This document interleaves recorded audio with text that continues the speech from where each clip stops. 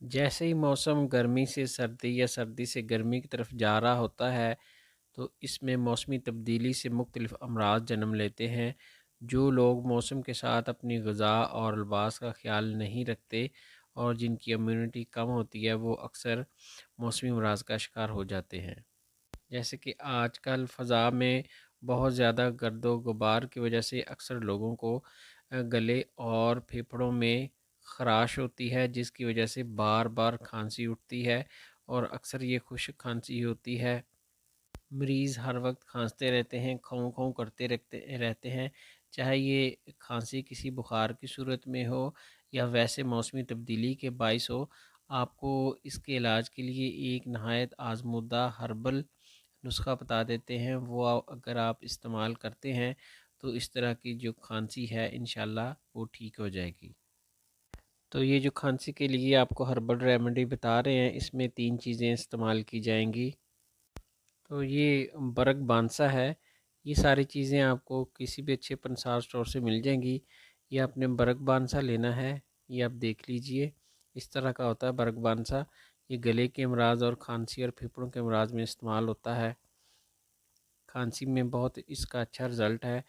تو یہ لیں گے ہم 50 گرام۔ اس کے بعد ہم لیں گے سونف، سونف بھی ہم نے 50 گرام ہی لینی ہے۔ سونف نہ صرف کھانسی کے امراض میں استعمال ہوتا ہے بلکہ یہ نظر کو بھی تیز کرتا ہے، دماغی صلاحیت کو بھی بڑھا دیتا ہے اور دماغ کی خشکی اور کمزوری کو بھی دور کرتا ہے۔ اس کے علاوہ گیس اور پھارے میں بھی مفید ہے۔ دوسری چیز یہی سونف ہم ڈالیں گے۔ تیسرے نمبر پر جو چیز استعمال ہوگی ہے وہ ہے ملٹھی، جس کو اصل اسوس بھی کہتے ہیں۔ ملٹھی گلے کے امراض میں بہترین ہے، یہ گلے اور پھیپھڑوں کے سوزش اور درد کو ٹھیک کر دیتی ہے اور یہ اس کی اینٹی بیکٹیریل خصوصیت کی وجہ سے یہ گلے کے امراض کے ساتھ ساتھ دانتوں مسوڑوں کی سوزش اور درد میں بھی مفید ہے۔ گلے کی اور پھیپھڑوں کی جو خشکی ہوتی ہے، جو الرجی ہوتی ہے جس کی وجہ سے بار بار کھانسی اٹھتی ہے، اس میں ملٹھی کا بہت ہی اچھا رزلٹ ہے۔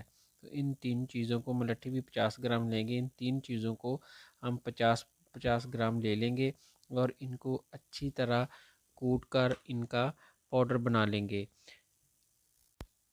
تو اس کے اندر ہم 200 گرام خالص شہد ڈال دیں گے، 150 گرام یہ پاؤڈر ہوگا اور 200 گرام اس میں شہد ڈال کر اس کو اچھی طرح مکس کر لیں گے۔ جب یہ ایک معجون کی صورت اختیار کر لے تو اس کی 1 چائے والی چمچ صبح دوپہر شام کھانے کے 30 منٹ بعد کھا لیا کریں، تو جو بار بار کھانسی اٹھتی ہے وہ انشاءاللہ اس سے کے استعمال سے ٹھیک ہو جائے گی۔